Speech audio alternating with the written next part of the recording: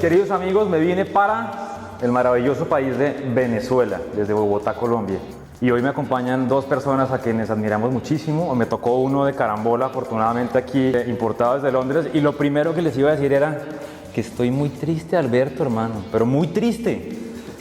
Yo pensé que usted me iba a decir, hombre, vámonos a Dos Roques, un yatecito, como los traders de verdad, ¿sí o no? Es que esa vaina... Pero no, mire, me tienen a punta de Doritos y café, hermano, ¿qué es esto?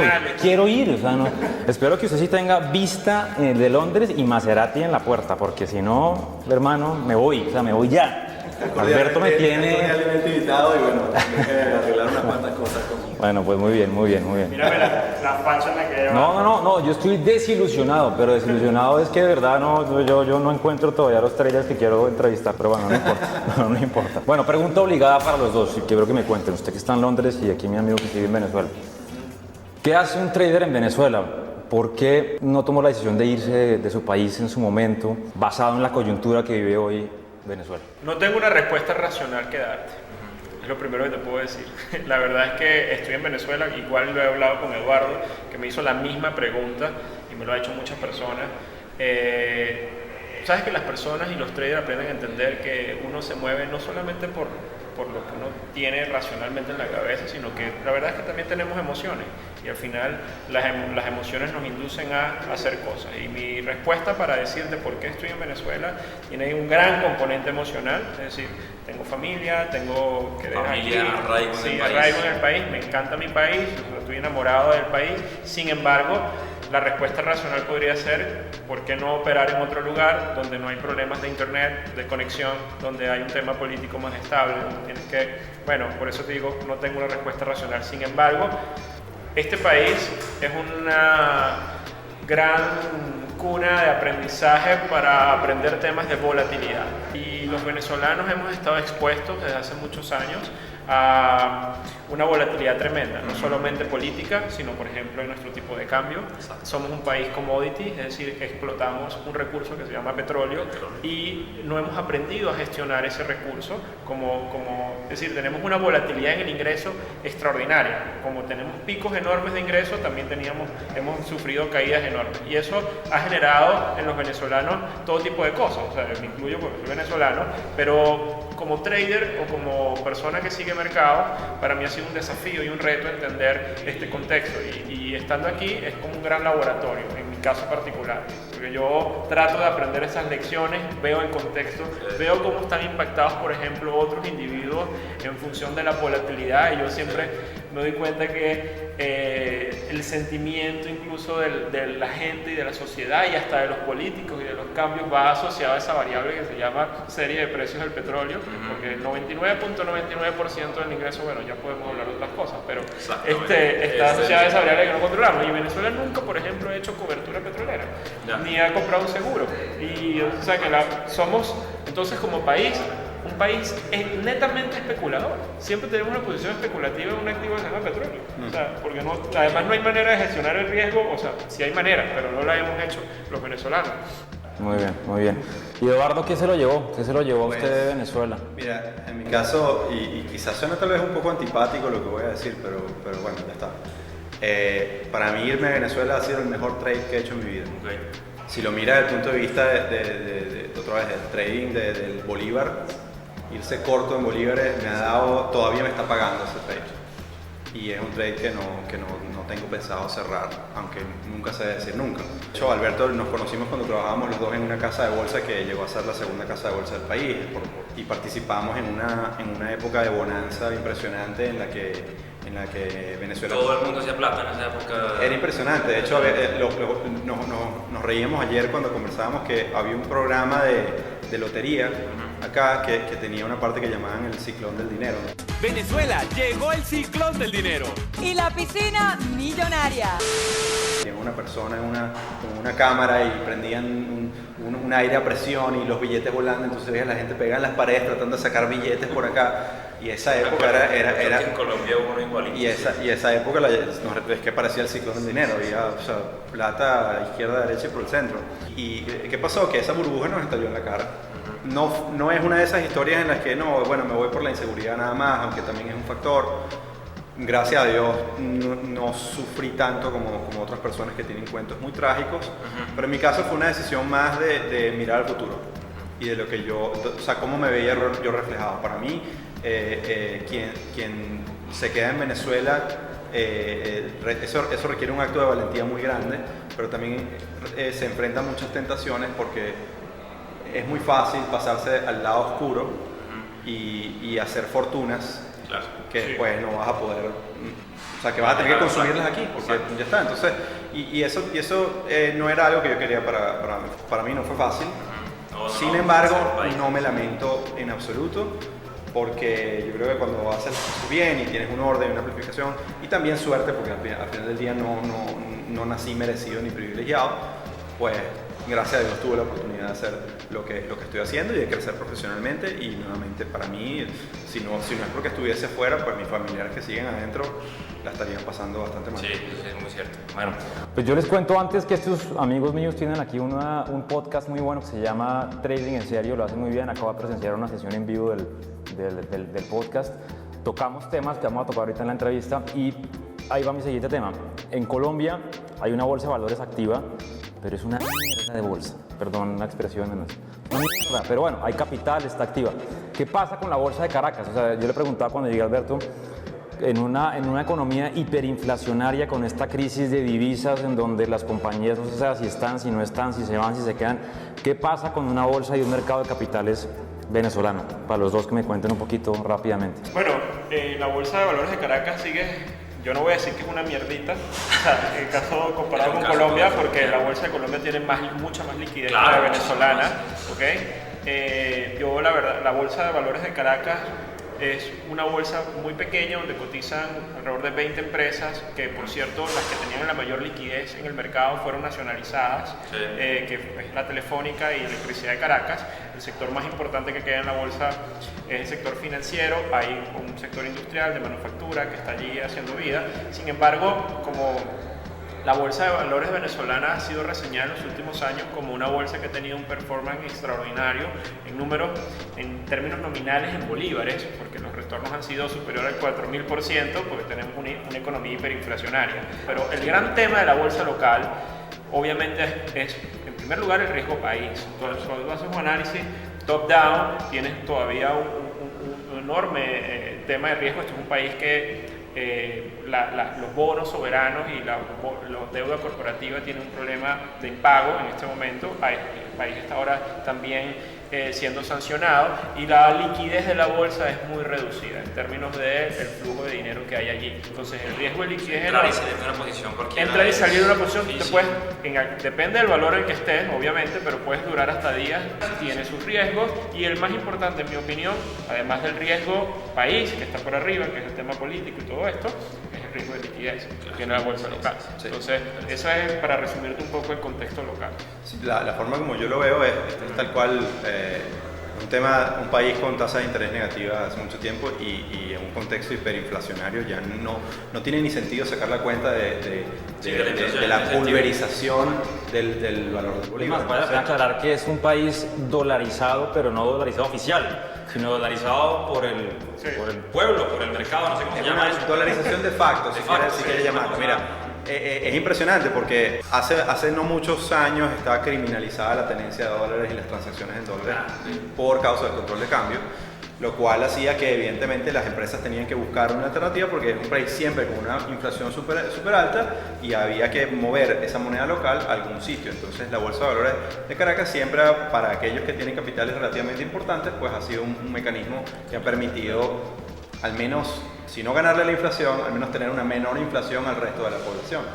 Ahora que la tenencia de dólares y las transacciones en dólares no están criminalizadas, bueno, internamente, porque externamente ahora los venezolanos y instituciones venezolanas y gente sobre todo que de alguna manera está asociada como proveedor, etcétera, del gobierno, pues pueden caer en un marco de sanciones en la que las instituciones internacionales dicen, mira, yo no me quiero meter con este lío, yo prefiero no trabajar con clientes venezolanos. Entonces, otra vez tienes, ya te abrieron el cerco internamente, pero externamente tienes otro nuevo cerco. Entonces, ¿qué haces con la plata? Entonces tienes que meterla en la bolsa de valores. Entonces es un tema de quizás sobre demanda, no es porque las empresas están bollantes y la gente está consumiendo. O sea, entonces ese es el punto. Y lo que mencionabas de la dolarización es tan interesante. Mira, yo que vengo de fuera, me tocó ir por alguna cuestión, me tocó ir al centro de la ciudad. Y ciertamente los precios están dolarizados, pero entonces pasé de ir al centro de la ciudad a venir al este de Caracas, que es nuestro Park Lane de Londres o nuestro Fifth Avenue de Nueva York. Entonces, en el centro veía gente bastante precaria, todos los precios en bolívares, nadie sacaba $1. Y todo el mundo buscando sobrevivir. Y luego vengo al este y ves jarrones de propinas en un restaurante con billetes de dólares. Tú dices, pero esto es una loquetera. Yo soy de la idea, no estoy en contra, me parece que es un mecanismo interesante, pero que la gente entienda que obviamente tiene sus riesgos. Claro, un riesgo grande, Exactamente. del país y de liquidez como tal. Bueno, muy bien. Antes de hablar de mercados, que le vas a hacer preguntas de mercados también, obviamente.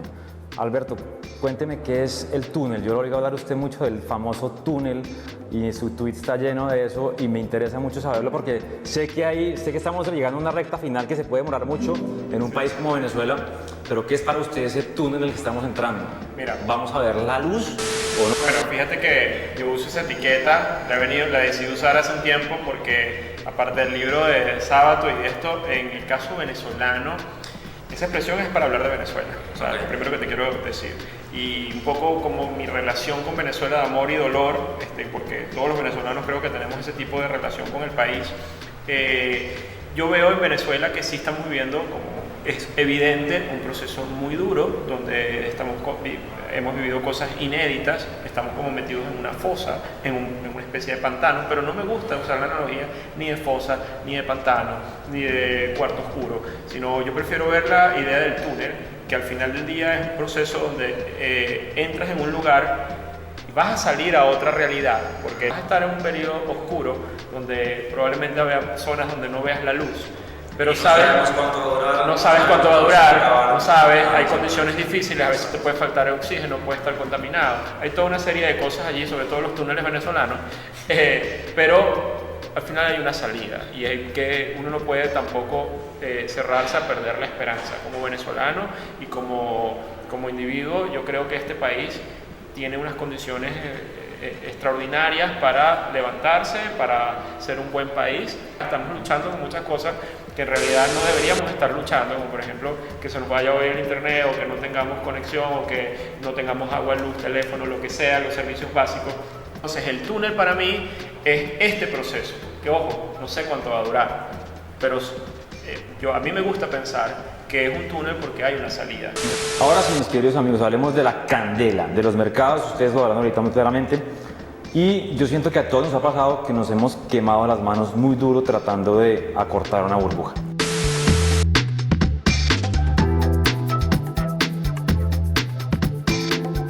La burbuja llamada S&P 500, que lleva subiendo más de 10 años y que por lo menos yo, por un sesgo también que tengo como muchos, he tratado desde el 2018 de acortarla de alguna forma y siempre me ha tocado escopiar alguna posición. Es una realidad. Pero quiero que le cuenten a la gente por qué es una burbuja. Y lo que yo siento es que entre más gente habla de ella, más se infla. O sea, yo cuando miro el tweet line de la gente que sigo, los de estos otros, veo demasiada gente hablando de la burbuja, demasiada gente hablando de los precios, de la irracionalidad contra los fundamentales. Expliquen a la gente por qué es una burbuja y por qué podemos estar otro rato largo sin que eso se reviente jamás. Bueno, a ver, yo creo que la explicación inminente de la burbuja es que la gente, o sea, es un debate entre si la gente compra porque sube o sube porque la gente compra. En este caso, la gente está comprando porque sigue subiendo, pero también porque hay un entorno en el que, nuevamente, el resto de las alternativas, tasa de interés muy bajas y en algunos casos, en el caso de los instrumentos de renta fija, negativos, y no ha habido la suficiente inflación y por ende ha habido un alivio cuantitativo masivo de la cantidad de dinero que los bancos centrales en conjunto han... Pero eso es como cuando su papá le da a usted mesada todos los días y no se la va a parar de dar nunca y usted dice, pues me la puedo gastar todos los meses y mi papá va a estar ahí detrás mío. ¿Cómo le dice uno al papá, hombre, la está cagando, la está embarrando con esto que está haciendo? Porque es como pelear contra su papá, ¿no? Usted no, o sea, el día que lo quiere cortar, lo corta, pero si la quiere seguir dando, se la va a seguir dando. Claro, Hasta el día que usted... Al final del día también empatas eso con el lado político y nuevamente que se ha vuelto una bandera electoral que evidentemente ningún presidente quiere que en su mandato caiga y entonces se ha convertido en lo que llaman el tercer mandato de la Fed, de que al menos para Trump en su primer mandato no hay forma, él no va a aceptar que la bolsa americana o que el mercado americano de valores caiga. Pareciera que estuviéramos en un loop infinito. A mí me gusta ver el concepto, entender esto siempre con el tema de los ciclos y yo, como sabes, la bolsa americana y básicamente la perspectiva es alcista de cara a largo plazo y el comportamiento cuando ves el chart del Standard & Poor's, del Dow Jones desde 1910 te vas a dar cuenta que es una línea de tendencia al alza especialmente la economía americana después de la Segunda Guerra Mundial que queda muy bien posicionada, pues tiene un impacto brutal en el tema del mercado de valores y tienes el tema del pico de la burbuja del 2000, pero fue una pausa al final, el mercado después vuelve a unos niveles similares en el 2007, en la gran crisis financiera del año 2008. Todos estos son temas cíclicos que van sobre todo en los ciclos de expansión y contracción del crédito, que a mí me gusta entenderlo desde el punto de vista macro. Y ahora mismo que ese ciclo tiende a durar un periodo alrededor de entre 8 y 9 años de expansión. ¿Y vamos cuántos? ¿Vamos 11 años de expansión inédita, eso hay que decirlo, porque la crisis financiera del 2008 generó algo que se conoce como la nueva normal en los mercados, donde los crecimientos de todas las economías del mundo ahora no crecen al ritmo que ocurría previo a la crisis financiera del 2008, están creciendo, Estados Unidos crece al 2%, pero estábamos, antes del 2008 el ritmo de crecimiento era otro, China crecía al 11%, ahora crece al 6%. Y todo esto en un entorno de liquidez masiva, como dijo Eduardo, y con además un crecimiento de la deuda importante. Entonces, la extensión de este ciclo de crédito ha sido inédita en cuanto a la duración, y esto, obviamente, ese entorno de tasas extremadamente bajas, que también nunca había ocurrido, que tuviésemos unas tasas de interés en mínimos de miles de años, porque al final del día, desde que el mundo es mundo y desde que se empezaron a cobrar las tasas de interés, ahorita estamos en los niveles más bajos de la historia. Entonces hay que entenderlo. Entonces, por supuesto que si estamos en una condición como esta, bueno, vamos a ver efectos en los mercados. Claro. Y uno de esos efectos es una sobreextensión de esta fiesta. Digamos, el dinero barato, que al final del día va, y no hablemos de recompras de acciones, y ese sistema eventualmente necesitará ajustes o reset.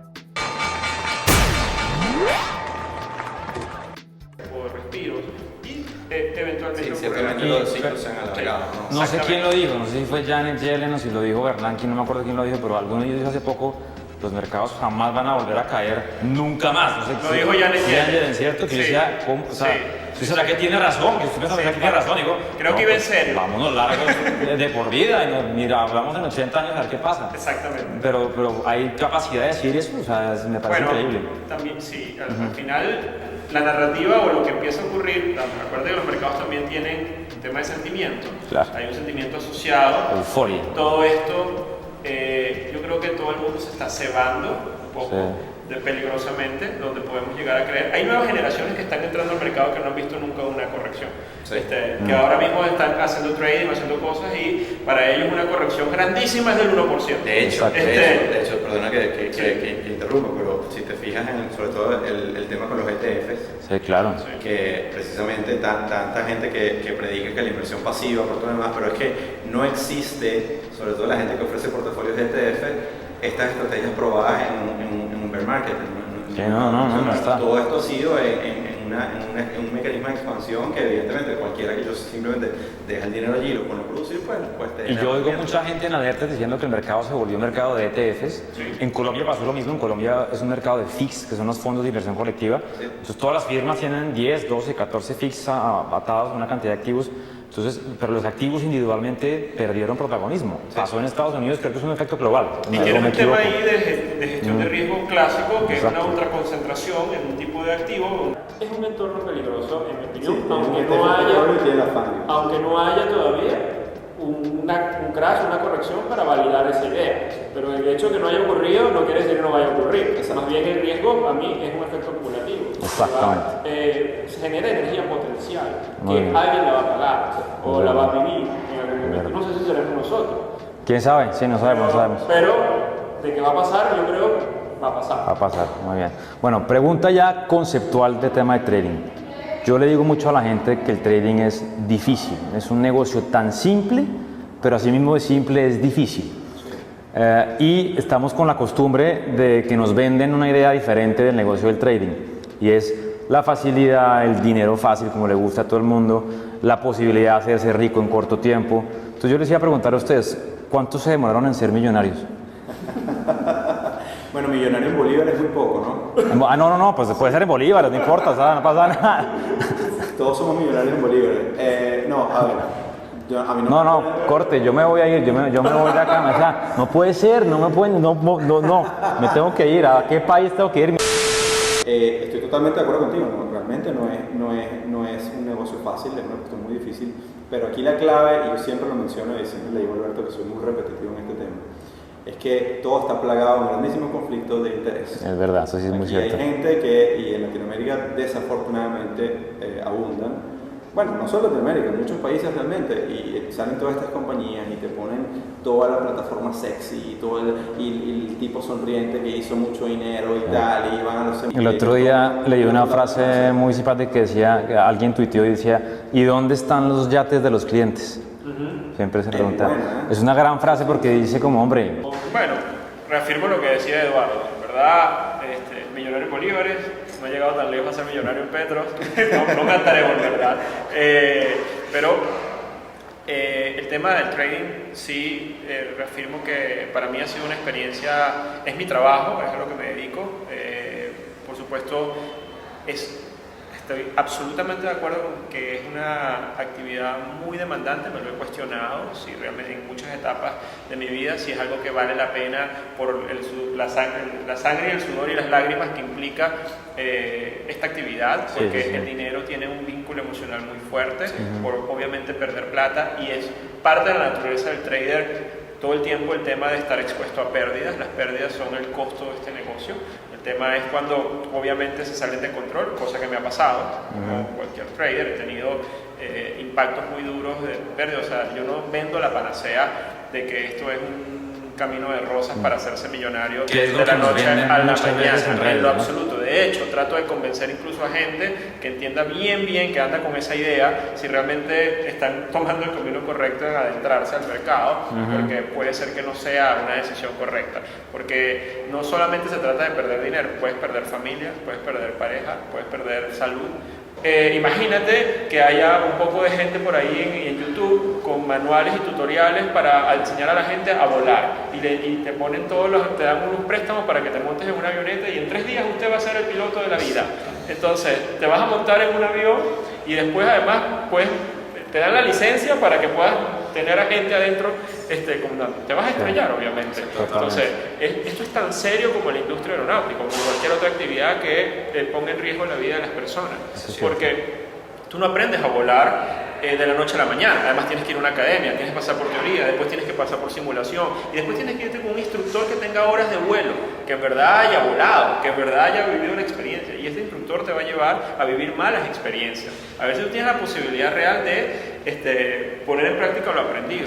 Y después de todo eso, y hay toda una escala, te vas a montar en una tarita monomotor, no vas a agarrar un avión de pasajeros, Claro. Las licencias van aumentando. Exactamente es igual en la industria financiera, pero lamentablemente, por todo lo que hay, lo venden como si fuera una cosa muy sencilla. Tanto que está tipificado el club de 90-90-90. ¿Cuál es ese club? El 90% de los clientes pierden el 90% de su dinero en menos de 90 días. Es una gran frase, eso es verdad. Sí. Entonces, yo tengo un magíster y yo le he dicho a la gente, tengo un magíster en esa vaina. Yo los primeros años reventé 8, 10 cuentas, yo no sé cuántas cuentas. Y uno cometía el error de, bueno, yo ahora sí ya aprendí, entonces voy a hacer no sé qué, y volví uno a meter la.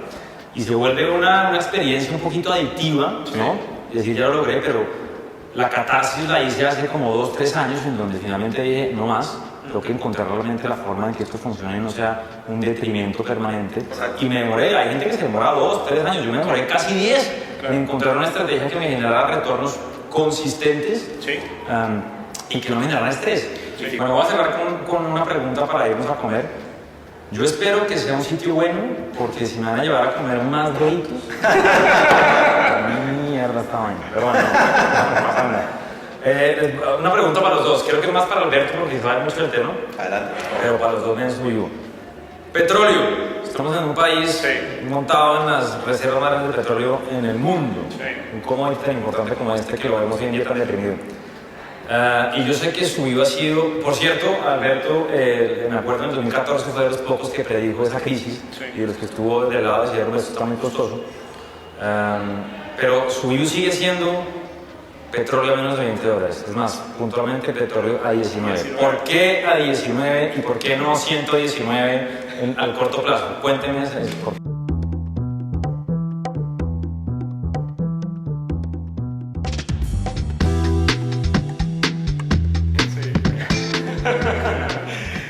Mira, primero, bueno, ok, te voy a dar la respuesta. Esos hijos que está largo desde Sí, la primera respuesta es que todo empezó como una joda, en verdad. Y aquí, por ser venezolano, aquí que tú le digas a una gente aquí en Venezuela que el petróleo se va a desboronar, se va a caer, es como que se le insultes a la mamá. Entonces, creo que estamos en una etapa donde hay una deflación dormida en el mundo.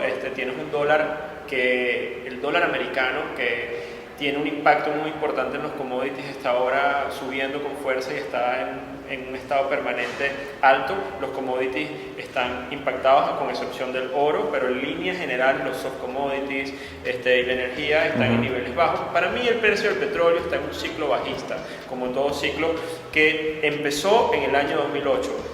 Justo cuando el petróleo estuvo para mí en una etapa de burbuja también, desde el 99, que hizo mínimos en $7, en 98, diciembre del 98, hasta $147 en el 2008, la crisis en junio de la crisis financiera, pero mientras el mercado americano caía, el precio del petróleo seguía subiendo y todas las noticias decían que en el 2009 el precio del petróleo iba a estar en $200, las revistas financieras. Sí, y en el 2009 la crisis financiera y la explosión de la burbuja llevó el precio del petróleo a un mínimo en 33. O sea, uno entiende un poco lo que es la volatilidad del crudo. Esa caída después vino el tema cuantitativo enorme, el levantamiento de los mercados y hubo un quiebre importante que está pasando ahora a nivel de mercados. Entonces hubo un cambio de paradigma, pero al mismo tiempo ocurrió algo también, que es que Estados Unidos se convirtió en un monstruo productor de petróleo. Sí. Y hubo todo este milagro del fracking en Estados Unidos que ha llevado a la producción de Estados Unidos por arriba de Arabia Saudita, algo que alguien hace 20 años no se iba a imaginar, esta nueva tecnología que pudiera provocar esto. Entonces hay un elemento real de mercado que está generando una oferta de petróleo real que está allí que es Estados Unidos, pero al mismo tiempo en otros países. Hay un tema de compensación, como por ejemplo Venezuela, que hoy en día es, digamos, forma parte del OPEP y que antes producía 3 millones y ahora estamos produciendo 700.000, 800.000 barriles. Irán está sancionado, tiene un impacto, pero aún quitando todos estos elementos, petróleo todavía es lo que sobra en el planeta. Y esto en un contexto donde el OPEP está recortando producción, está funcionando como un banco central para tratar de mantener los precios altos. Cuando eso ha pasado en el pasado, pero no es la primera vez, donde los países que están tratando de mantener este equilibrio y al mismo tiempo tienen jugadores como Estados Unidos que no forman parte del OPEP, que no se rige en las cuotas de producción del OPEP y que se pueden beneficiar de esa política del OPEP, llega un momento en donde hay un quiebre.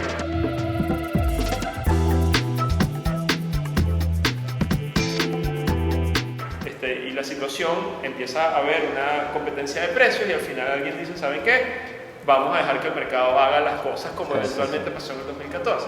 Y ese es un poco mi view. Cuando llegue ese punto donde digan, vamos a dejar que el mercado pase, cuando los OPEP se ladille de subsidiar a los gringos con el tema del fracking, va a empezar una competencia de precios. Pero los árabes, que son, digamos, marcan la pauta en el tema petrolero, tienen ya un plan que se llama 2030, que tienen entendido muy bien los cambios en los ciclos de oferta y demanda global de petróleo. No es que el petróleo se va a dejar de demandar, estamos lejos todavía de tener de que eso suceda, pero sí hay unos cambios estructurales en la demanda global. Nos vamos a quedar con petróleo debajo de la tierra. Nos vamos a quedar, obviamente. El barril de petróleo se va a vender a cero, pero absolutamente.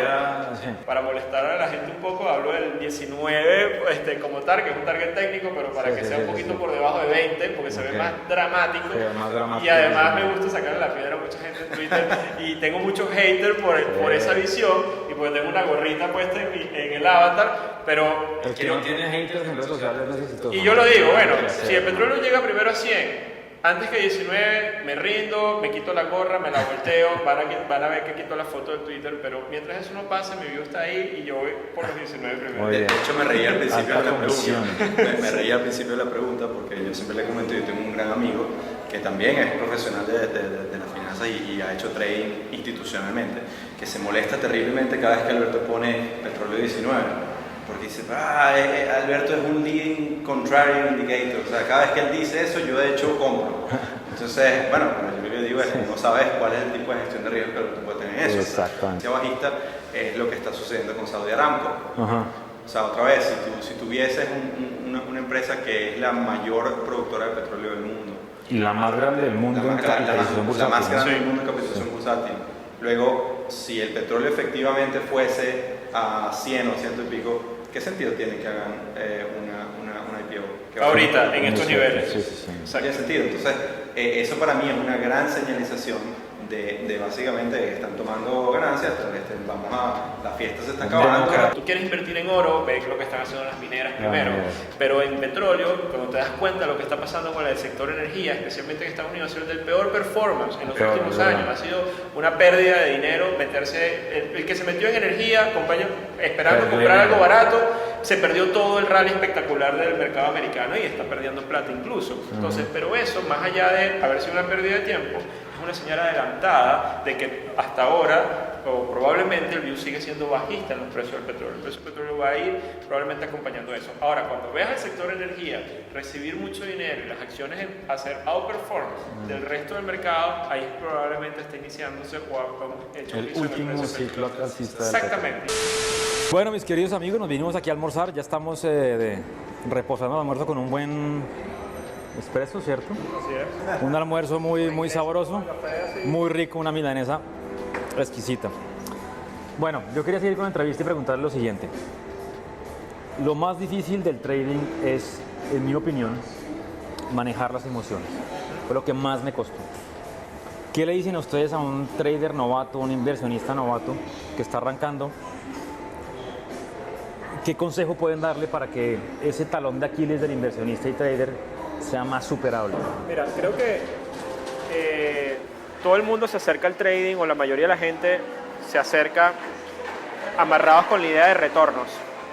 Obviamente la gente quiere hacer dinero, quiere cambiar el estilo de vida, hay todo un cuento, pero la mayoría de las cosas del enganche es la posibilidad de hacer pues, retornos extraordinarios y ese cuento, ¿no? No digo que no se puedan hacer, pero el consejo que yo le daría a alguien que quiere adentrarse en este mundo es que vea las dos caras de la moneda y entienda que todo retorno tiene un riesgo asociado muy importante y que este es un negocio que sí como no, es pensado como negocio, puede llegar a ser rentable, por supuesto, como todo negocio requiere esfuerzo, tiempo, proceso, estudio, una serie de cosas y que mientras más interesante sea la promesa de cambio de vida y de beneficio que te pueda traer el negocio, pues yo creo que el precio es más alto que hay que pagarse. No hay almuerzo gratis.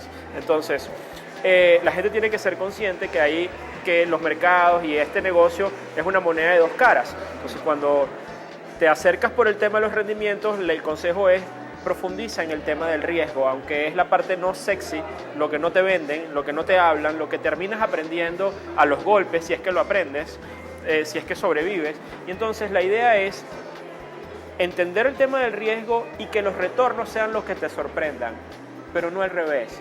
Otro consejo que daría es que esto se vende como una actividad muy solitaria. donde... Pero sabes que yo sí me he sentido solo en temas de trading, como que uno se siente solo al frente de una pantalla y Sí. dice... No tengo que contarle que me fue bien, no tengo que contarle que me fue mal. La catarsis de las pérdidas es dura y es como encontrarse consigo mismo otra vez. Y esa necesidad de vengarse del mercado, porque Sí. es que la tenemos todos, como me quiero vengar ya. Sí. Entonces quería preguntarle también de eso, o sea, va asociado a la pregunta. Sí, además de lo complejo que es el tema de manejar las emociones y de estás lidiando con la incertidumbre, estás lidiando con el tema de dinero, que tiene un vínculo emocional muy poderoso, todo eso además lo haces solo. Entonces, es complicado porque muchos traders legendarios, leyendas de Wall Street, gente que ha hecho mucho retorno, en realidad no han estado solos, tienen un equipo. Y entonces lo hacen en un entorno además controlado.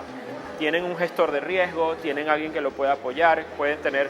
Cuando ves las grandes historias de éxito, ojo, muy poco te vas a conseguir el lobo solitario que desde su casa hizo millones de dólares en internet. Esa historia no existe en realidad.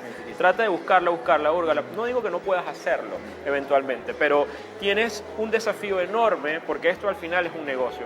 Un negocio donde necesitas un equipo. En cambio, nosotros cuando lo hacemos solitario nos tenemos que preocupar de hacer todo, de ser el estratega, de ser el ejecutor del mandato, de ser además el gestor de riesgo. Y los roles se empiezan a confundir y eso es un desafío enorme para el que hace este trabajo. Que nada, estoy súper de acuerdo. O sea, al final del día, creo que lo decíamos hace un momento, es una carrera contra uno mismo, ¿no? Entonces, el mercado va a sacar de ti lo mejor, lo peor. O sea, es un espejo que constantemente te va a mostrar el monstruo y te va a mostrar el ángel y te va a mostrar todas las facetas, ¿no? Yo creo que si alguien me preguntase un consejo para empezar, le diría, en primer lugar, vas a perder dinero. Aprende a lidiar con eso. Es parte del juego y la única manera de ganar dinero, paradójicamente, es perdiéndolo. Está aprendiendo a perder, tienes toda la razón. ¿Sí? Lo segundo, como vas a perder dinero, entiende que al mercado no le importa quién eres tú. Al mercado no le importa si tú eres gordo, si tú eres flaco, si tú eres blanco, si tú eres negro, si tú eres mujer, el mercado no te ve. El mercado va a hacer lo que va a hacer y tú eres una pieza muy pequeña en el mercado que estás allí para escuchar y saber cuándo accionar. Pero si cuando pierdes dinero piensas, oye, que soy un fracaso, el mercado va a seguir allí. Al mercado no le importa cuánto preparaste tu trade, cuánto análisis hiciste, y entonces no porque tú hayas hecho 2 días de análisis el mercado te va a hacer caso a ti. Entonces aprende otra vez el golpe de humildad de decir, me equivoqué, me salgo. O sea, la gente entiende el riesgo de forma totalmente opuesta a como debe ser entendido. Es decir, la clásica de tú debes tomar ganancias tú debes arriesgar más cuando estás ganando, no cuando estás perdiendo. Pero entonces cuando se me fue en contra y estoy 30, 40, 50% abajo, digo, no, esto tiene que subir, hasta que el mercado te dobla las rodillas y viene la capitulación, cerraste o te cerró la posición y después mágicamente se fue y inmediatamente te vas, es que el broker, es que me estaban pillando los stop loss. Nada de eso. Incluso si te va bien, no creas que es que todo el mundo en una oficina en New York o en Londres te están aplaudiendo. No, es una palabra y ustedes, pues una palabra y ustedes me contestan con otra palabra. Vale. Únicamente. Vale. Bitcoin. Volatilidad. El colateral del futuro. Muy bien. Criptos en general, ya no hablemos de Bitcoin, criptomonedas. Complejo. Internet 2.0. Hay algo que me aterra mucho en Colombia a mí, opciones binarias. Apuesta. Eso es caca. Para mí, casino en esteroides. Petro, no el nuestro, pero el de ustedes, que es otra cosa. Default. Estafa satánica. Maduro.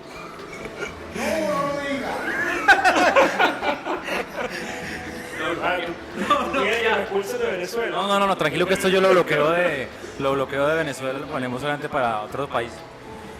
Actor. ¿Lo puedo decir? Todo lo que diga. Coño es su madre. Y por último, Donald Trump. Ego. Una sola palabra. ¿Quiere dos? No importa, le debo hacer dos. Necesario. Perfecto, muy bien. Sigamos adelante. Esto está bueno, esto me gusta. Esta pregunta me gusta mucho porque es algo para el público en general, o sea, digo yo. Y es que la mayoría de latinos les toca, como decimos en Colombia, partirse el lomo trabajando muy fuerte para siquiera ahorrar un capital. El que lo logra, el que es juicioso, el que no se lo gastó y logra ahorrar, voy a darles un ejemplo, $2,000, $3,000, $5,000. ¿Qué le dicen a ustedes a ese personaje que dice, hombre, yo quisiera crecer mi capital de alguna forma, pero ¿en dónde empiezo? ¿Cómo no lo pierdo? Yo le diría es que el primer riesgo que se va a enfrentar, y si está en Latinoamérica, ni siquiera es de inversión o de mercado, sino es riesgo de cambio.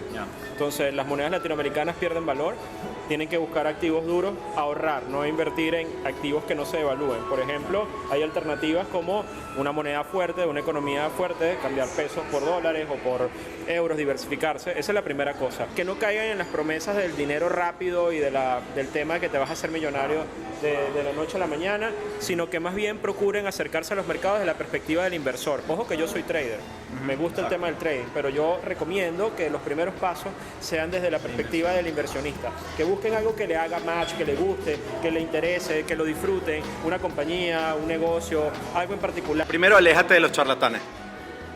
O sea, aprende a identificar los charlatanes porque van a ir detrás de tus 5,000, 2,000, 1,000, lo que sea, y no les va a importar. La primera inversión que yo le diría a alguien que haga es en educación. Aprende a entender los mercados. Solo cuando acumules una masa crítica que tú te sientas cómodo con perder, vamos a suponer, alcanzas $10,000 de patrimonio y te sientes cómodo con perder 2.500, no es lo mismo perder 2.500 cuando tienes 5.000 que cuando tienes 10.000. Una cosa adicional que es que compren seguros en Latinoamérica.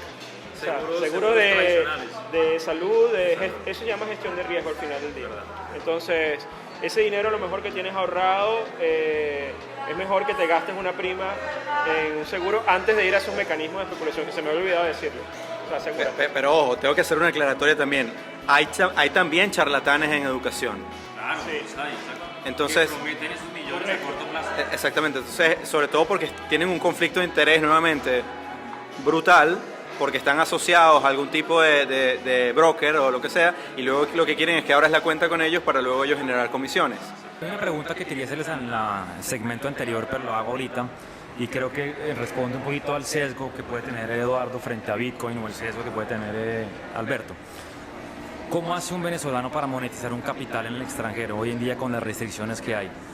Y lo hago es porque sé que de pronto la perspectiva en Colombia o en otras partes del mundo hacia las criptomonedas es diferente a la de ustedes. Sí. Porque de acuerdo al uso que se le da a un instrumento, uno tiene un sesgo X o Y.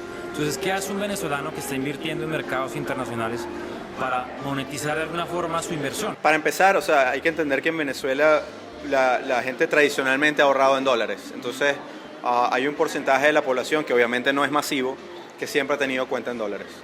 Y encontraba la manera a través de básicamente consiguiendo otro como ellos, que tenían una cuenta en bolívares y una cuenta en dólares, para hacer el cambio cuando requería.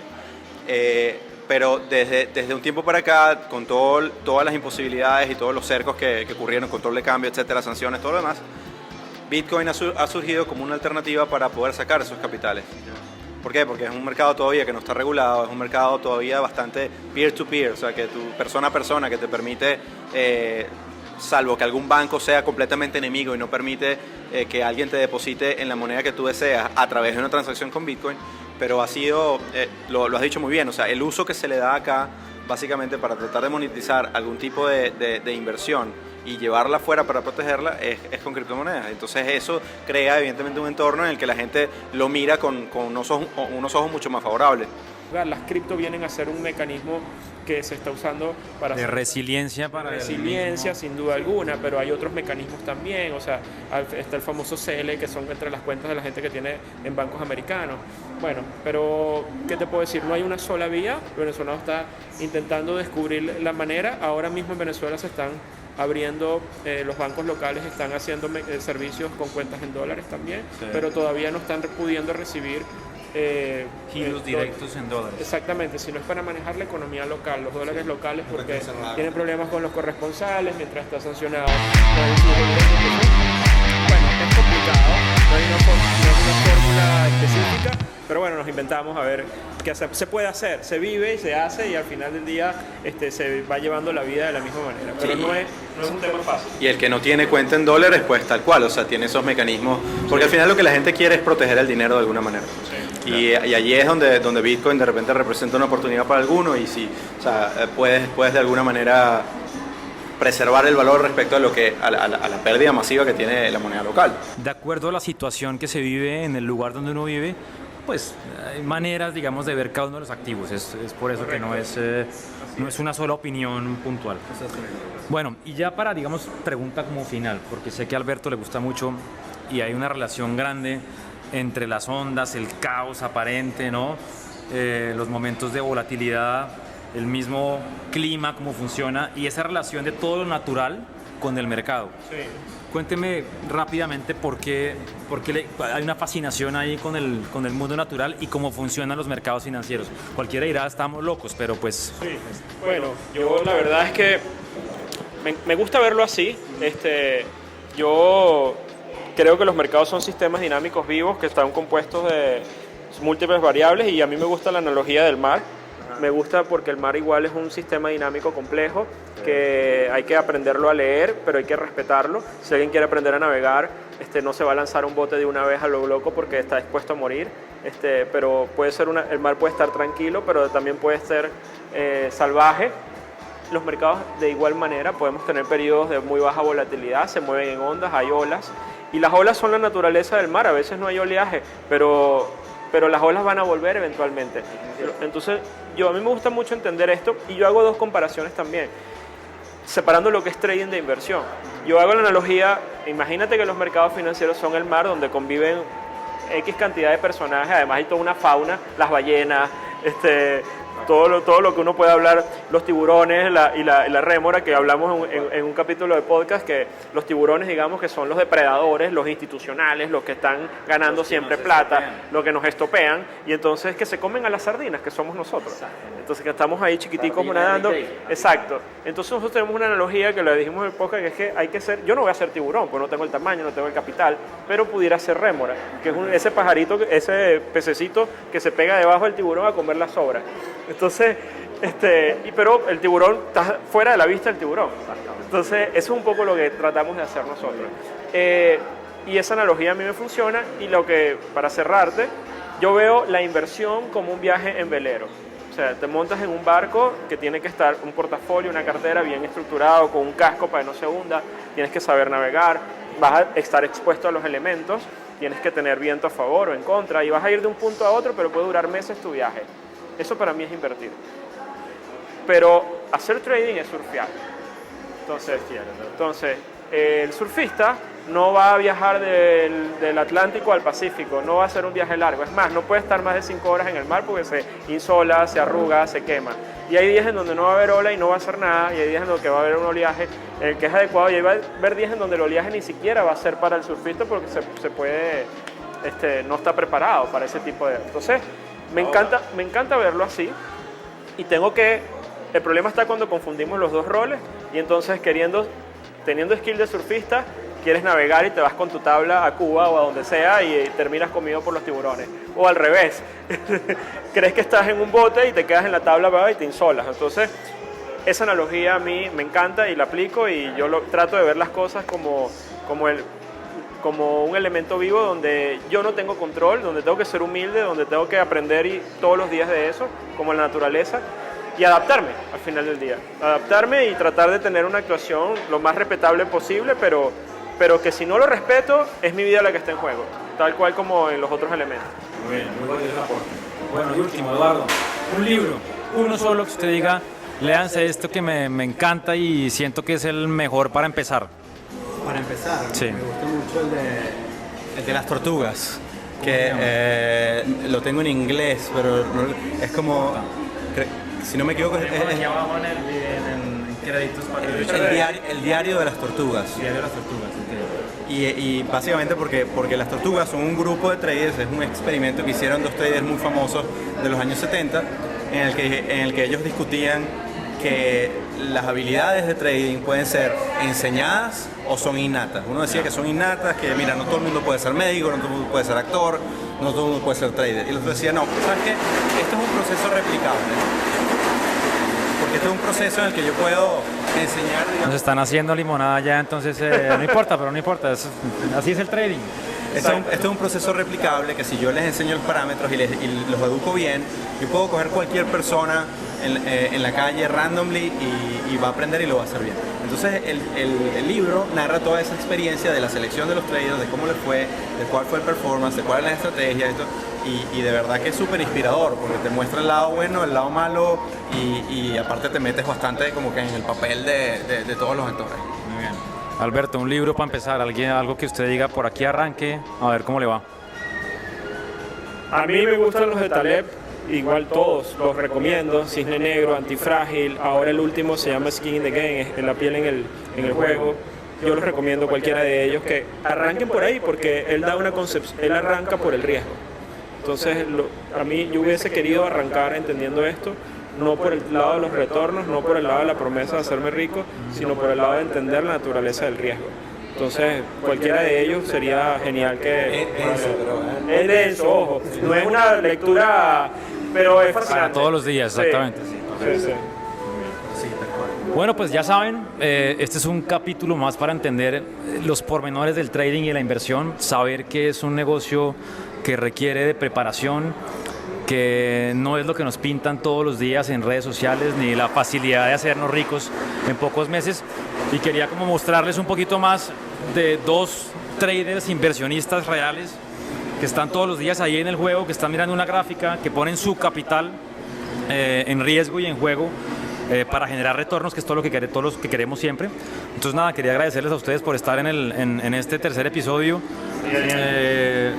Muy rico haber venido a Caracas, si sea por un día, a compartir con ustedes. Me siento muy identificado con la ciudad también. Y nada, desearles vientos mejores para el futuro y no solamente como país, sino como traders. Entonces, muchas gracias. Igualmente. Estaba conmigo. Gracias, Eduardo.